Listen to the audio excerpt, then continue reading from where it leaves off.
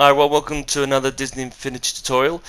Now I finally get to show you how I get two Star Destroyers to collide and take out the shield generator that is protecting the planet Scarif on our Rogue One toy box level.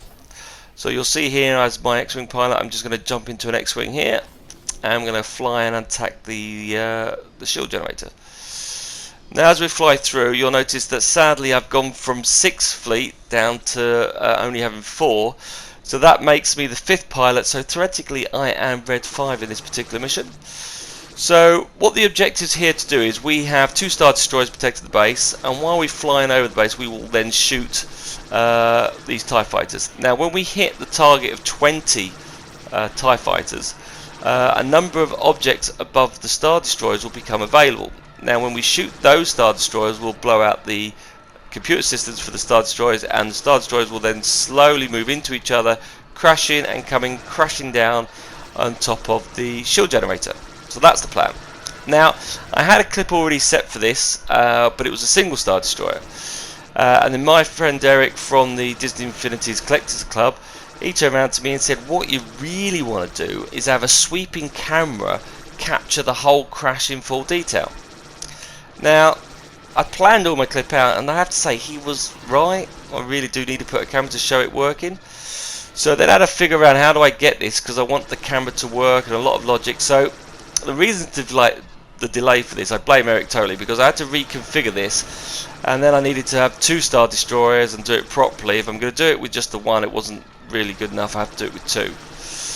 So that's the reason why it took so long, and also the memory as well. I wanted to make sure we could cope with this with everything still built below us within this map. You'll notice my flying has become quite good, and I'm not too bad at shooting. Right, we are getting very close now to the target of 20. Just want to show I can fly through a bit of them. Now I've also had to take out a couple of these cranes out as well to free up a little bit more space. I've only got 2 instead of the 4. Again, wherever I can remove certain things to free up the memory, I've had to do certain parts of those. Now you see I've got my 20, and I know those targets now appear, so I've got one of those. There's another one on the Star Destroyer. Let's take that out. Right, I got that one. I think there's just one more. And that's it. I'm going to show you how to build this all up. Now obviously I had to test that it's worked, so I'm actually going to show you on a blank canvas, slightly quicker. Now we've got them all done. Now these 2 Star Destroyers are now slowly starting to move closer together. I'll just fly around. Now when they get to a certain point, you'll see they're getting close. I'm trying to do a little scan through. Whoa! When they get to a certain point, the camera now kicks in. Now the camera kicks in, and the Star Destroyers start crashing and exploding and spinning down as they smash into each other. And we just now watch as the whole thing flies around.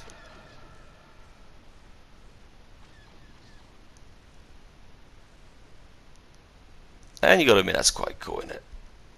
I'm quite pleased how this got out. And actually, there's not a lot of logic needed. I've really stripped it down to work quite efficiently, but you got to admit that looks quite cool.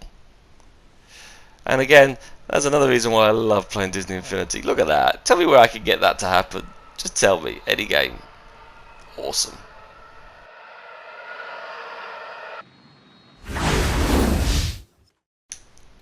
Now the video I did for the actual Scarif map didn't actually flow because I was trying to get it to work. So I'm going to reconstruct the whole 2 Star Destroyers colliding again on a blank canvas just to show you how it works. And you need these simple blocks here, but I placed these simple blocks right in the center at the bottom of the shield generator. And what you basically need is you need 11 blocks going bang in the center. So these 11 blocks will be right at the very bottom of that shield, okay? And the reason why we need these blocks is we need to map out our route, okay? So what I'm going to do is I'm just going to build up a route, and it's basically going to be like a number of T options. So you'll notice here I get the 11 blocks, and then I go 3 up, and I go 11 either side.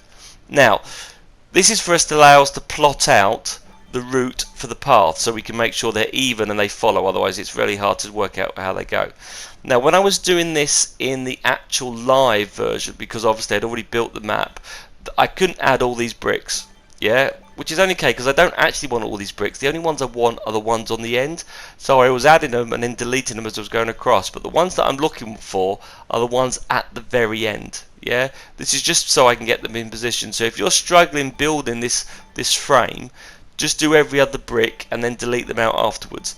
But we are just building a frame going 11 across, so 5 either side, and then the centre piece going down the middle. And this is the spiral that I'm going to use with the path tool. So the reason for these is so I can map it out so it's perfectly in symmetry, and therefore the Stardestroyers keep together.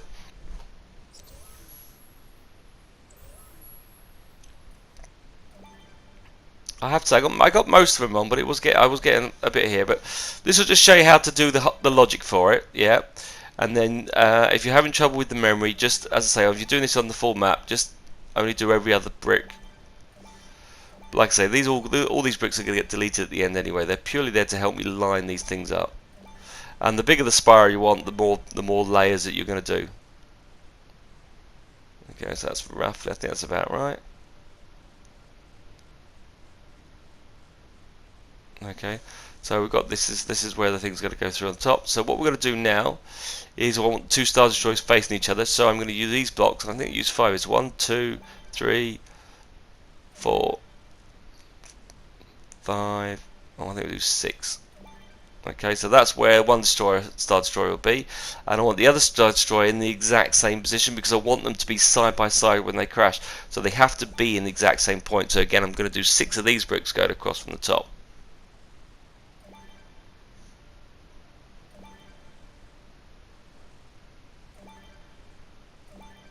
Okay, so there's our bricks again, all to help us plot our path tool.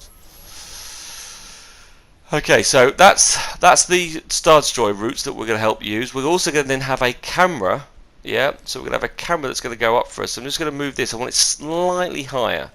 So I'm going to do 3 blocks again, but this time we're going to go around. So what we're going to do here is you'll see here same bricks, and I'm going to chuck these out. So we'll do the 11, and I think I do either 8 or 9. We'll just count. Ready? So let's go 1. We'll count these through and see how many that we use. So 1, 2, 3, 4, 5, 6, 7, 8, 9, 8. Probably 9. Because basically here, what we're going to do is, this is the distance we're going to have for the camera. We're going to have a camera rotating round. Yeah, so the camera's going to rotate round. So let's go on 3. So the camera's going to rotate round this particular loop. So we're going to have 4 of these scanning off. This is for the actual camera part. So the bottom frame at the moment is for the Star Destroyers. I think I did too many. Okay, that's cool. And I now need to do the same either the other side. So the other side here is. So this one goes like a crisscross option.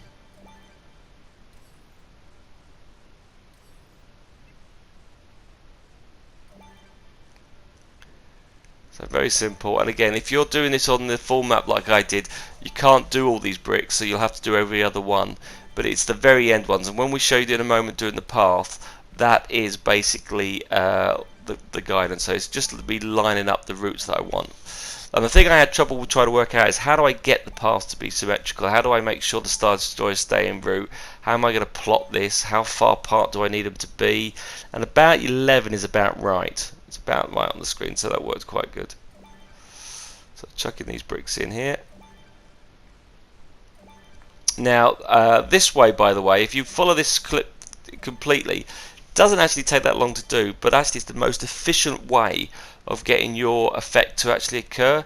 I use as little objects as possible, so I was trying to keep it to the bare minimum, but yet at the same time I want plenty of explosions, I want plenty of smoke, I want loads of debris. And the question here is, the Star Destroyers are moving, so how do I plot those? How do I get those into position? Right, so that is your framework that you need to do. So what we need to do now is put the path tool on. Okay, so what we're going to do is we're going to grab the path and we're going to rotate this round. So the first thing, we want the camera. Yeah, so let's get a little path tool up. Okay, just go and find it here. And the weird thing is, the camera I have rotating all the time, and depending on how long it takes, you'll give you a different view each time with the Star Destroyer attack, so it doesn't always guarantee to be the same place. So starting from this point here, I'm going to put it in the middle of that cube, right, and I'm now going to go to each of these parts around the side. Now when we set the camera up, we're going to get focus the camera on an actual locator, and that means that it will stay with it even though we spin around. So you'll see here, I'm putting them across here. Makes a nice horrible little chunk. Okay, and there we go. So that's our route, that's it done. So I'm going to come out of there, break the link off. Now what I'm going to do here is set this to be looped, and when you set this to loops, it makes it a perfect circle. So if I go back to this item here, change that rule and say, right, can we go to properties of that? I'm happy with the speed of 100 because the thing's rotated anyway. So I'm going to say speed of that, can I actually loop it? And now if I come out of here, I've now got a perfect circle going around the entire base. Yeah, so it goes around the entire base, so I get to see the backdrop, everything on the screen. So those squares now I've got now on the top can actually physically go, they can be deleted off. Yeah. Now this is the Star Destroyer point. Okay, so the Star Destroyer is going to be down here on the side. So at the end of this bottom row, I'm going to do Star Destroyer. It's a straight line to the edge here, and now I'm going to do it from the middle of these blocks. So in the middle of each of these bricks, we're going to do Star Destroyer as we go down, and then we're going to move it down the screen, down again, and then we just keep spiraling it round, going down each part. And this is why we had it go in 3 like this on the screen. So put it in the middle, and we'll just keep spiraling through on the screen. Now at the very end, I think I want it to cascade in slightly. So the last 2 I come in slightly, so they get closer and closer together. So in this case, I want it to come in just one more extra square. So this one I'm going to come in slightly more. I just don't want it to be exactly 5, so they're going to get crunch. Star Destroyers cut together. So this one will be crunched by 2. So I'll move this one to here. Okay, and then I'll delete those 2 off. So that's the route for one Star Destroyer. I'll delete this out. I'll delete one of those boxes off the end. Delete the other one off the end. I can do that now and do the other one ready. So that's already on the screen. And we'll do 2. So they're shrinking closer and closer because they're smashing up. So I've got the one Star Destroyer done and that route completely done. And now I could do the other Star Destroyer for the other route.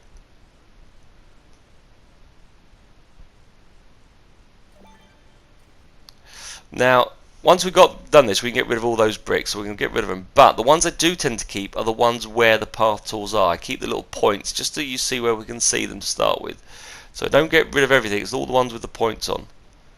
But you'll see here as it comes in nicely.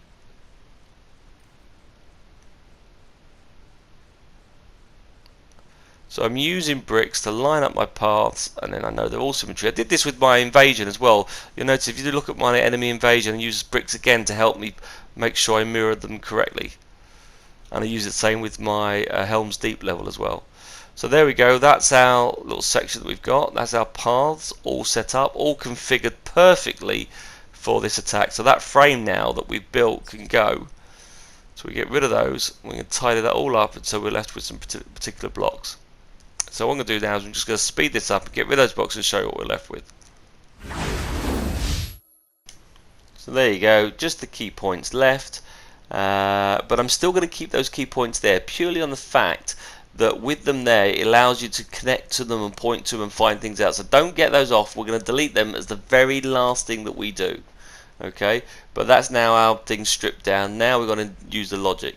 Now obviously I want to use these explosion stuff, and I tell you, I was trying to keep it as minimal as possible and not have loads of explosion, loads of things plotting out. So what I worked out here, which I'm quite pleased with, is we're going to use some repeaters. Okay, and we're only going to use 2.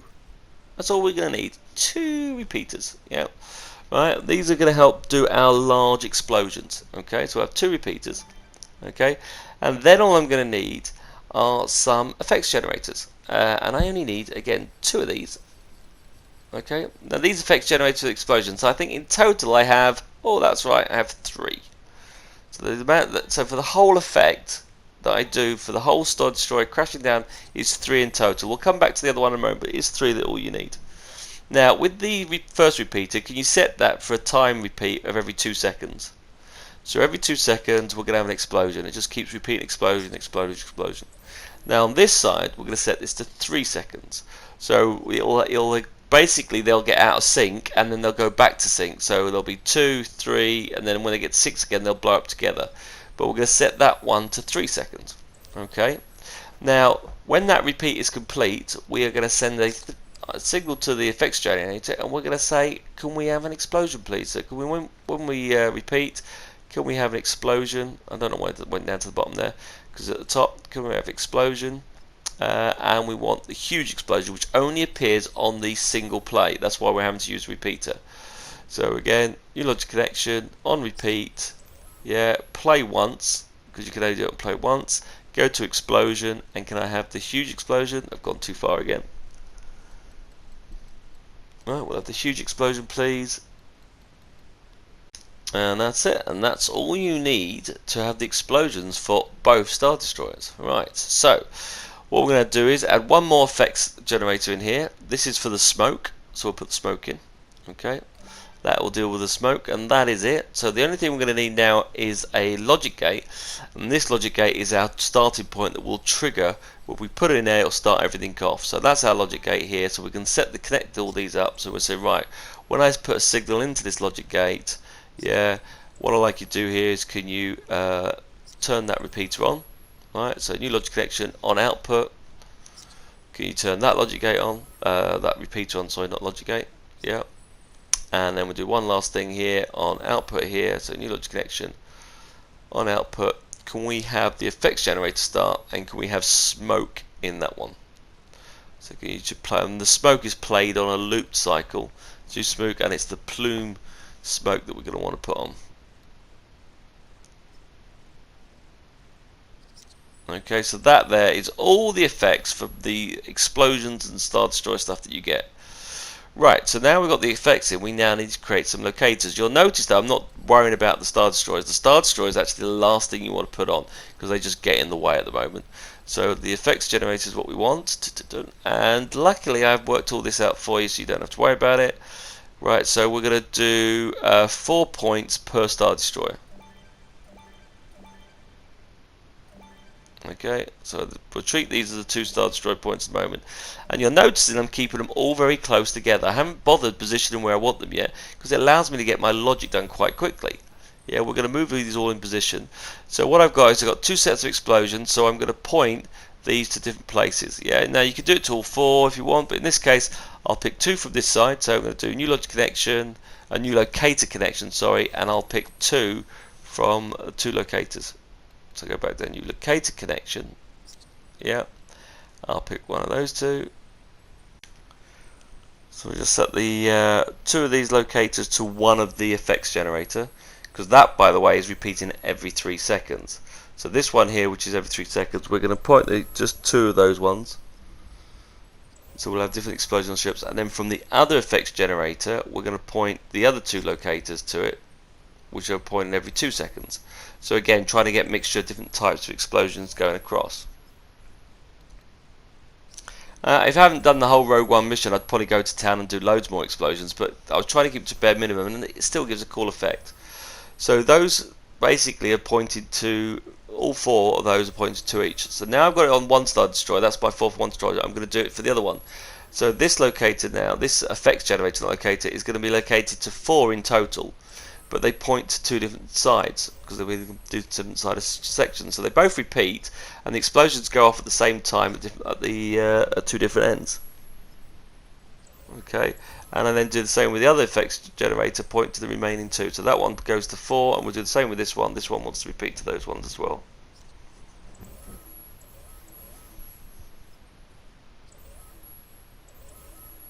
Okay, so that points to those 2, and that points to those 4. Right, now the smoke one, you could have it on all of them if you wanted to. I think I did 3 in total, but I point that, and then I point the smoke one on all of them. So the smoke, because they're moving, the smoke will give you like a cool effect with the plume. So I think I put the smoke on all of them.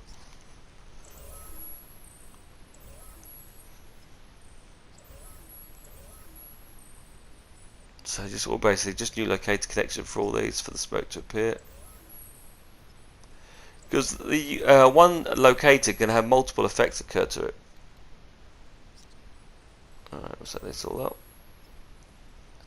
And again, we're doing this before we even worry about the putting them into place. It's easier. I found it's easier to position the locators before we put the Star Destroyer in.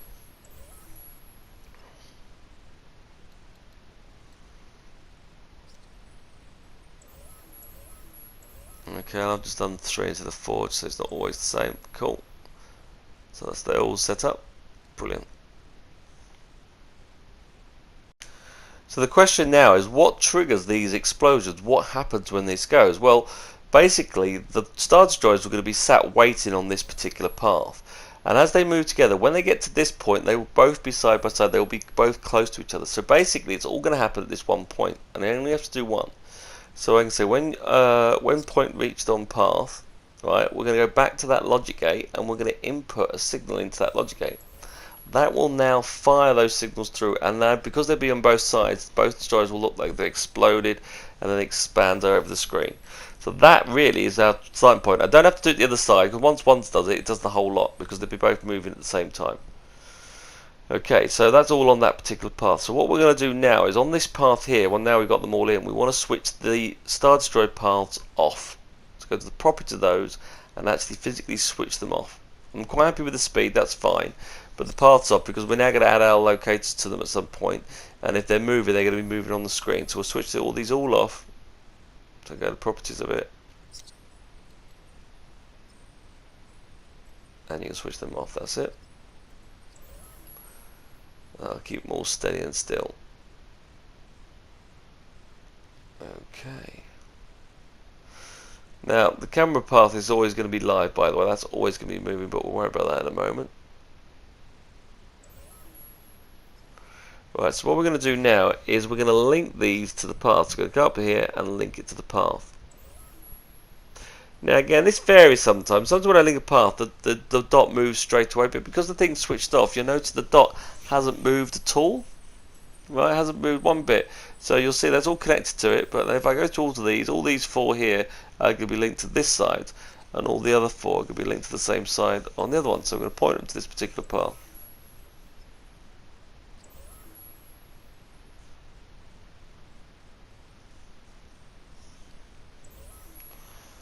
Let's move all these around.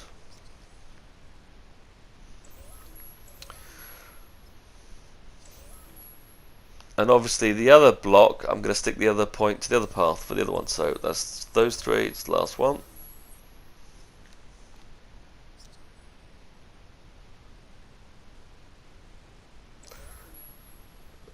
So all locators now are going to be located in the same pot, which are bang in the middle, which is great, but not great for a Star Destroyer.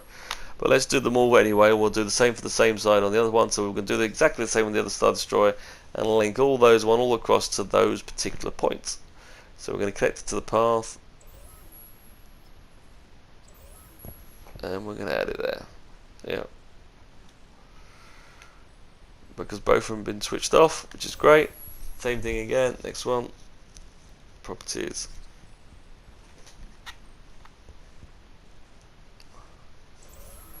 Set these all up, which is going good. So path connection, we'll do it for all of them.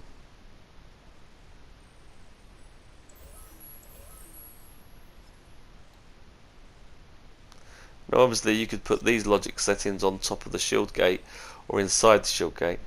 One thing I have noticed, by the way, when your memory goes out and you're moving one of those logic, say for example you've got a logic gate on your screen and your memory's gone, when you pick up that memory you cannot place it, you've lost it. So when your memory's getting low, move your locators in the starting position where you want to store them permanently. I found that I lost a couple of logic things because once I got to the maximum memory and when I clicked on the button it wouldn't let me put it back in. I could pick it up but it wouldn't let me drop it, so be wary of that one. Right, so I think those should all be now pointing to the other side, which is all good. Right, so all these here link to those particular settings. So what we need to do now is we need to position them in the Star Destroyer, and we're going to position them inside the Star Destroyer in a shape of like a cross. Okay, there's a certain setting of those. So what you're going to do is we're going to do here the properties of these. Now with the Star Destroyer, when you link it to the bottom of the path. So the first thing you need to do is you must change it from a looped option to one way and stop. You must do that for every single one. Now when you do that, we need to go down to the vertical setting And the vertical setting for all these must be a minimum 15. That means the dot will be roughly bang in the center of the Star Destroyer, which you can't see. So I'm setting that to 15 for one of those. Okay, so that's my center point. Then these ones, what we want to do is we want to go forward 10, back 10, and to the left 10. Yeah, so same thing again applies here. We're going to do this 15. Yeah. First of all, I'm going to change it back and forth. So get the height up to 15.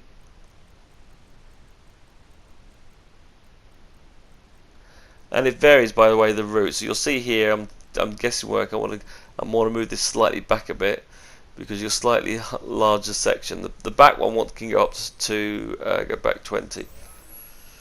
Right, but I'm going to set the positions for all these, and they're going to be always vertical is always going to be around about the 15 mark, and then you're going to either go 10 right, left, or right on the forward setting. And it's just get that, and I'm going to do that with every single one of those paths of those tools. Yeah. So each one of those routes, I'm going to go in, I'm going to change it to a back and forth setting. I'm going to change the vertical to 15, and then I'm going to use either the forward or spacing to go back or forward of roughly about 15 spaces. Now I'm just going to speed this up because once we've got that, it doesn't guarantee its work. We need to see how they lined up on the screen. So let's speed this up and see how we go from there.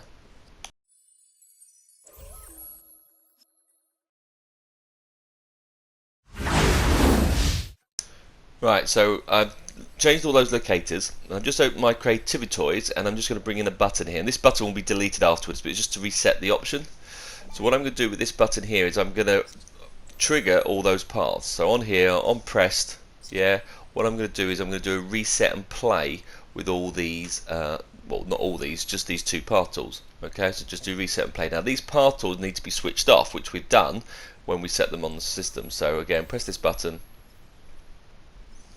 When pressed, go to the other side, and see the bricks are handy to see where to go to. If you take those bricks away, it's very hard to see those little points. And we do reset play. And when you're doing the large one, sometimes the paths don't show. You can just get the points, so because you used up memory. So it's good to keep them in there to the very end. Right. So if I now come out of here, when I press that button, as the paths are switched off, all those locators will now jump into position. So I'll press that, and they have now jumped into position here. So let's go and have a look. You'll see here they've all disappeared. They no longer sit with my toys, and then we go up, they are floating, and they are in a cross position, but you'll notice I've got them the wrong way round, because remember the Star Destroyer is quite long, so although I've changed them, they're all wrong. So we need to adjust these. So I'm just showing you how to adjust them. So in these settings, I'm going to go into each one now. Now that's too far back, so I'm going to look at that. And again, it depends on the angle when you do your path, which way they are, so it's not always guaranteed it's the forward, but the vertical still stays 15. But you'll see here where I got my forward or back, it does it the wrong way round. So in this case, I'm going to bring this back to 0 and do the opposite side and bring the horizontal. Okay, and then we'll adjust those, and I'll do that for each one of those again. So I want a cross formation, but it wants to go lengthways, the length of the Star Destroyer. So I'm going to adjust these, and again, and when I adjust them, you don't see them until we hit the reset button again. So I go to each one of those and realign them, but the back one wants to be the highest. It doesn't want to be the lowest. That one actually wants to be up high. So we need to change those. So I've now gone in and pressed those with the buttons, press my reset. So let's go back and have another little look. So when we go up to the top here, this is the configuration you're looking for. That's it. It wants to be also to the left, yeah. So it's a long line going across, which is good, yep. And then slightly one to the side of it, and it wants to be the side that the other Star Destroyer is going to be facing. So that is perfect. The back one higher up because of the layered Star Destroyer, which is really good. So we have now got the dots set up. Now we're going to do our camera. And before we connect that camera to the path, we are going to have to make sure we deal with the settings. So I'm just going to go onto that camera and then just going to go to the properties of that. Now I was playing around with this, just different types of settings we are. We're going to have the camera cut in and end cutting back out, so that's not going to be an issue. And we have a style of the camera it's going to follow. And if you go into there, you've got different options. You've got stationary camera, or we're going to focus on something. Well, we're going to keep on the following option. Yeah, and you see I've just changed it to focus here. I'll just change that back to follow. But what we're going to follow is going to follow one of those locators in the Star Destroyer, and it will keep our focus on that particular point. Now the viewpoint is if you're playing with two people, you want all players to be seen. So both players, the split screen will go and they'll all see the same shot. And the target bit, this is the key bit, we're going to locate this on a locator. That is important. So we're going to connect that to a locator. and it's just then going to zoom around and stay on the distance that it is and focus on that point. So really basic settings, not messing around with it too much, and that's us set up with the camera. So all I've got to do now with that camera is point to which locator do we want to do that from. So locator connection, and we're going to move that to one of those dots. Only it needs to be one, and it will stay focused and follow that dot. Yeah, it will stay with it while the route is going round. Okay, now I'm happy with that. Now I've got that focal point going across. My question is, when do we trigger the camera? So at the first point, just as they start going in their descent, they're just about to hit, that is when the camera is going to kick in. So when we get to reach a target on that point, we are going to activate this camera. Right, the camera then is going to be activated on the screen, and then the camera will then, as it's still spinning round, will follow this going round with the screen wherever that part is. So when it gets to the very bottom, and we can do here when point reached at the bottom is, so we've seen the whole route. So on there, new logic connection, when point reached on path, we're then going to deactivate the camera. The camera's done its job, we've seen that one particular scene. Yeah? And it is like, it's quite like a rabbit in headlights. When you watch this clip, you do want to just keep watching it explode and spin round. So we'll deactivate that when it reaches that point. Now that is our camera set up, and the weird thing is we're not actually going to switch the path on or off for them. We're going to leave it on all the time. Therefore, depending on how long you get to it, it depends where that camera is. So we're going to just connect that camera to this particular path. Simple as that. And that path now is spinning round, and we just leave it constantly moving. Okay, and therefore, depending on what stage of the game will depend when the camera gets activated. So again, every time you can play it, it will be a slightly bit different, but it just keeps on going round and round on that particular setting. Now what I've got to do here is I'm just going to these locators, and I'm going to have to reposition them in the same way. You'll see they've gone wide ways when they should be lengthways. So same issue before, I'm just going to speed this up, but I'm just going to adjust those so they're the right proportion. So just as a reminder, the vertical height will always be 15. It's the forward or the backward and forward options that you're going to do, the horizontal or the forward options that you're going to adjust. But the position they should look is high at the back, yeah, and they should go in a straight through in a straight line, and then one slightly to the left because on the side that they're done. So we've now got the camera working, we've got all the locators set up, the explosion's ready to go. So what we've got to work out now is what triggers the whole event, what gets the whole thing to go across. Now what we're going to have is we're going to have our Star Destroyers, and we're going to shoot the TIE fighters, and we're going to have stage one is just get through those TIE fighters. So we're going to need a counter tool. Okay, so I'm going to go and find my little counter tool, and depending on how hard you want to do this, I'm going to set this to 20. Yeah, but this counter tool is going to record how many TIE fighters that we destroy. Okay, so we're going to go here to properties here. We can set this. Now I think I set it to 20, but you could either increase the level, make it 40, and I think in my example I set it to 10, but 20 is a good little, gives you a little bit of a distance battle to go across, but that will blow up 20 TIE fighters when we get that sorted on the screen. Okay, now that is phase one. Phase two is that when we blow up those 20 TIE fighters, yeah, what we're going to do is we are going to then show you some orbs. Yeah, so those TIE fighters are great. Yeah, so what we're going to do now is going to just go down a level and go to our orbs section, and we're going to bring in some blue orbs, and these are going to be positioned on the Star Destroyer. Okay, and these will now appear now that we've reached our target of 20. Yeah, now once we've hit those, yeah, what we're then going to do is we're going to say once they've been hit, then we're going to activate the Star Destroyers on their journey. Yeah, so we're going to need another counter, and that counter is going to record how we actually selected those. So let's get my other counter on here. Now this counter will be set to 4, and I will have to set that at some point.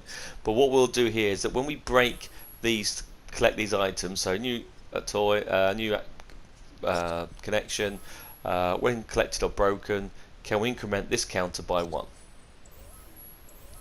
Okay, now we haven't done the configuration how we've done that because we haven't actually added the Star Destroyers yet, and the Star Destroyers are the last things we actually do. But each one of these orbs we're going to do on broken and collect, increase that counter by 1.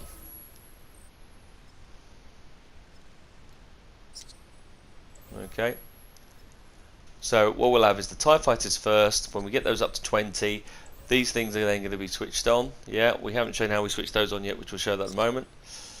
Yeah, but when we then destroy these orbs here, then we're going to do that item screen. So in this case here, so we have all these connected here, that's going to be our counter. So on this setting here, I'm going to do when target reach, which means we've done the 4 orbs. You can say now the Stardestroyers can start their journey. So I'm now going to link to the path, right? and the path here will send the Star Destroyer on this route. Now when it gets that route, it gets to the end of here, and then it will trigger those other ones that I just pointed out to, which will start the explosions, will start the fire, will start the smoke as it spins around the screen. So I have to switch both paths on. So in here, new target reached. I'm just going to change the property setting to make it to 4, otherwise I only need to collect 2 orbs, so I can do 2 orbs. Okay, but I then can do a new connection on that one, new logic connection. When target reach, can I turn the other path on as well? Okay, so that will turn that on, and when I put the Star Destroyer on there last, that will move down there on the screen, which is so far so good. Cool. So in this case here, what we're going to do down on these items, right? This little gate here this is our starting point, and this is the bit where we do when we start destroyers. So the 20 items we're going to say here is what we're going to need to do is we're going to have all these trigger points. Yeah. So I'm just going to copy this logic gate. Right, and this theoretically is when we set the time, we're going to send a signal from this box. Now I can create as a button or something here on the screen, so new logic connection when pressed. Can we input a signal into this thing? This is like my reset button. Okay, and what that will do then is new logic connection. When we output from there, we are going to hide all those buttons, because the default view for all these orbs will be on show. Now in my actual Rogue One mission, we have that up in the, if you look at my second clip, or it could be second or third clip, when I deal with the Rebel cruiser, I put a trigger area inside the cruiser when you walk through. So I will connect this trigger area to these orbs to say, right, when you walk and enter in these, can we make these all hide out of the way?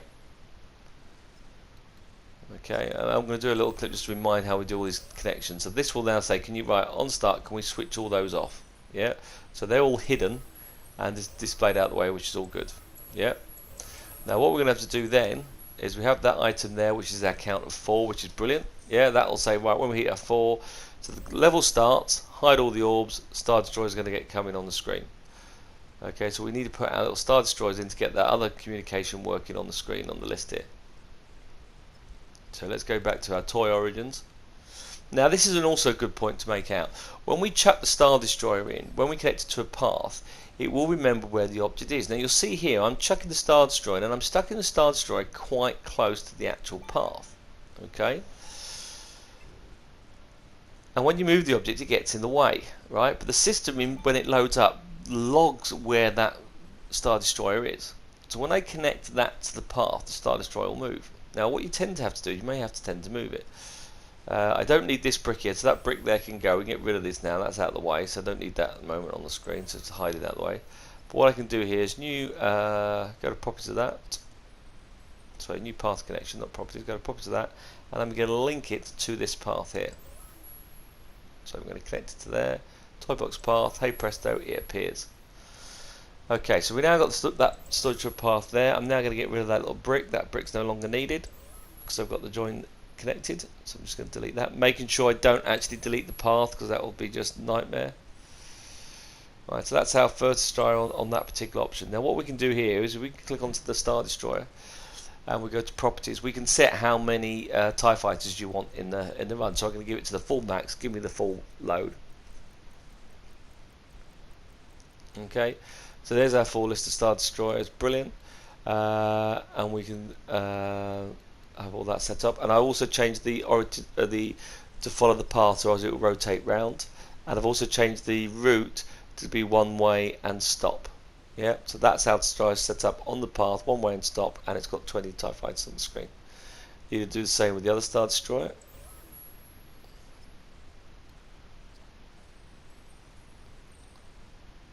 So I'm going to connect this to this path here. So that's now connected to that path, which is great. So again, got to change the settings of this item. So let's get the, I'm just going to get rid of that brick.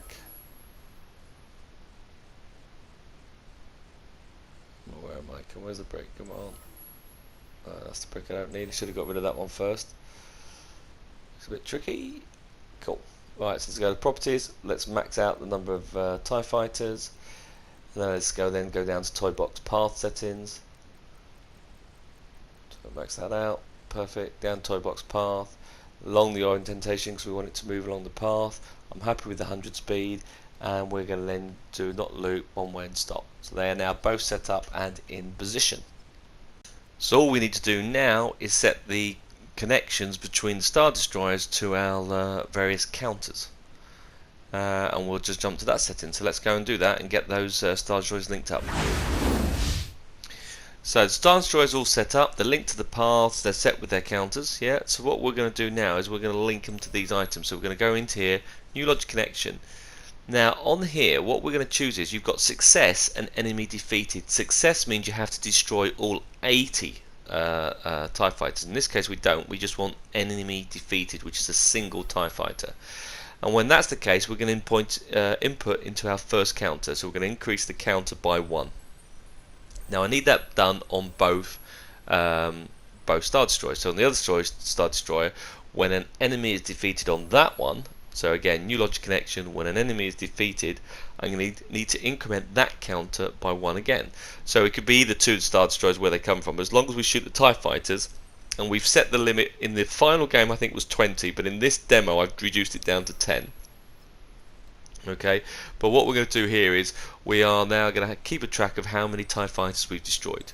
Now when that there reaches its target, so when we got our target of 10 and when it reaches its target, yeah, we now need to switch on those orbs. We need to make those orbs visible for us to see. Yeah, so we need those to be available to that particular option. So in this case we're going to say here, new logic connection, when target reached, yeah, what I'd like you to do is I'd like you to switch on, reset basically those orbs, and they will then become visible. Okay, so we're going to switch those over, and we have to do it for all those ones, and then in a moment we're going to position those orbs in different places on the Star Destroyer, and I'm going to show you a little technique where how to, if you can't do it, how you get around it. So watch the full section. This could be quite helpful for when you do it.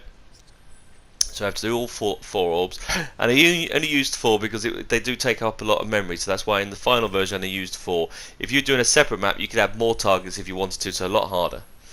And just when those all 4 orbs are done, we've already set the link up earlier, but when that target is reached we're going to turn the paths on, and the path will then travel down, and those routes will then trigger off the other connections. So all the other logic we've done around the sides, which is the explosions and the smoke, they will all now start off on the screen. So what I'm going to do now is I can position where I want the orbs. Now as you'll see here, you may come across this, you go, well hold on, I can't put it in, the Star Destroyer won't let me do it. Doesn't matter where I position this orb, you'll notice it will not let me do it. If I'm outside the Star Destroyer range, which is great, yeah, it does work, but that's not the point. I want it to be close to the Star Destroyer, which is really annoying. So you go, well what the hell can I do here? Now the system remembers where the Star Destroyer was placed, yeah? So what we need to do is, we can see, just to show you here, we can do it outside the Star Destroyer. We need to pretend to the system that the Star Destroyer is behind it. So what we're going to do here is we're just going to come out of here and put the item back, but then while all the connections are still linked up, we are going to drag the Star Destroyers and move them backwards. Okay, so if you should run into this problem, this is a good little tip here.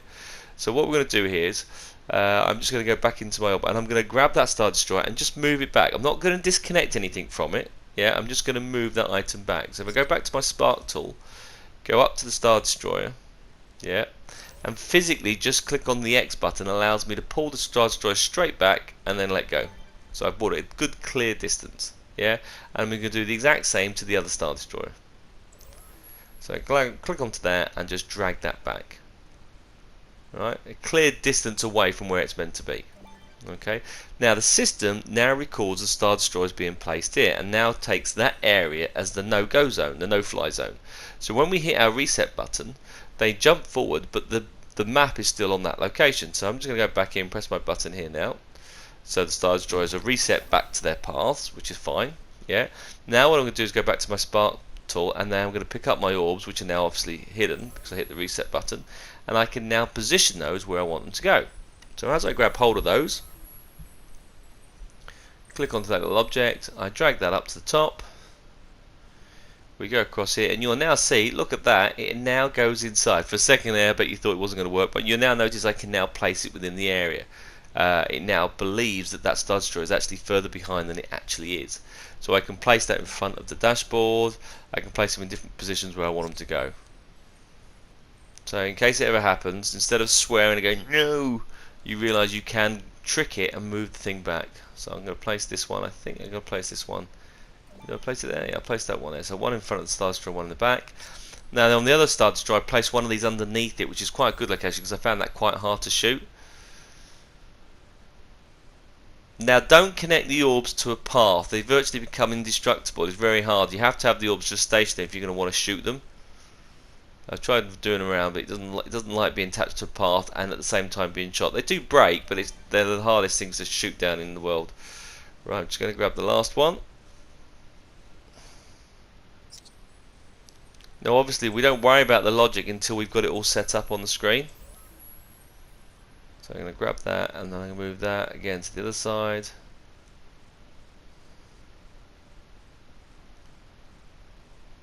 So what else do we want to shoot up here?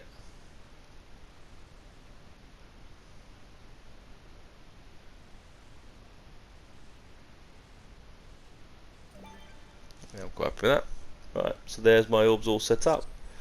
So the Star Destroyer is set up there, they're all done. So all I need to do is what triggers this event. Yeah, and I've done the one logic gate now, but what I said on the actual final version, we use a trigger areas when the user works in. So that logic gate there is what sets the whole thing going. Yeah, so that's connected. So that sets all the path tools. That's that. So what we'll do, one other option here, so new logic connection on output. Yeah, can we start the Star Destroyers, and that will then get the TIE Fighters doing it. Same other option. And then on my final version, I link that logic gate to a trigger area onside the Rebel cruiser. Then when you walk onto there, that triggers all off, and everything else then follows, depending on what you've done on your mission. So connect on there. Can we start those? So they are now connected. They will now trigger those items. Right, so if I come back down here again, so what I can insert here, we can just do a straightforward trigger area, I think, just to emulate the same thing that happens on the Rebel cruiser. We have this when you go into the trigger area, sets all the Rebel squadron to attack. And that was another thing, when I did it on the live version of the game, because I changed the camera view, I had to remap all the paths. So what I just say, when you enter in here, when any players enter in here, can we input a signal into there? Okay. That will then start off everyone attacking us, and then we're all ready to go. And when I say we're all ready to go, one last thing we're going to need to do is we are going to need to get rid of those cubes. Yeah, the cubes can now all be disappeared, so we're going to delete those all off. Now again, when you're deleting these off, don't rush it. Take your time, because at this point you don't want to disconnect it, because you could accidentally click on one of those dots. So you're just going to click onto each of those boxes carefully, making sure it's not near the dot end. You just click inside the middle box so it's clearly established out of the way, and you're going to delete those items off. You're going to go through and delete every single square box off now that you want. But just being very careful where you do it and you not delete a point. Okay, so stress that. Now when we get to the end of it, that's what your route should now look like. And on my one, when I did it, it did stay there, but occasionally you'll find that some of these paths will disappear. So we are now ready to give this a test. Now I've shown you with the X-Wing with Poe, but I'm going to use the Falcon because I love the Falcon. So I've just walked into the trigger area that started the TIE Fighters to attack us, and we've already got 2 down. Okay. Now I'm a lot better pilot as an X-Wing, but the Falcon does sound cool. So again, you'll see a little counter. So we've got to 5 now, 5 more, or there's another go, 7, 3 more, and we are going to start, the action's going to start. Like I say, you could do this on a couple of them, but you can really have a big battle. And if you don't do the Rogue One mission, but you just do the space battle, this is, with the Star Destroyers crashing, it's quite a cool effect that you can do. And you can then go to town and have loads of ships on. Right, now our targets are available, so we've got to take the targets out. And for some reason I'm useless in the Falcon trying to take targets out. So just had to smash that one. Didn't do it as smoothly as the first round. Got the next one. I need one more target. There we go. That should be the last one. Got it. All 4. These should now start to move. They are now moving close together. And when they reach that point, the camera will cut in. There we go, the camera's going to cut in. And the camera cuts in now as we go through. And sees the explosion go across. I hope you like this one. I'm sorry it took so long to get there. It's not really that complicated, and I think most people should be able to get this one done. So please leave your comments, chuck your ideas in. I try and review them all, although I've been a bit behind schedule, but I'm catching up now. Thanks for watching, guys, and I will get the next clip out to you in a mo. I think that's to do with flying through the force field. Right, so thanks lots, guys, and I'll just leave the Falcon flying around. Speak to you later. See ya.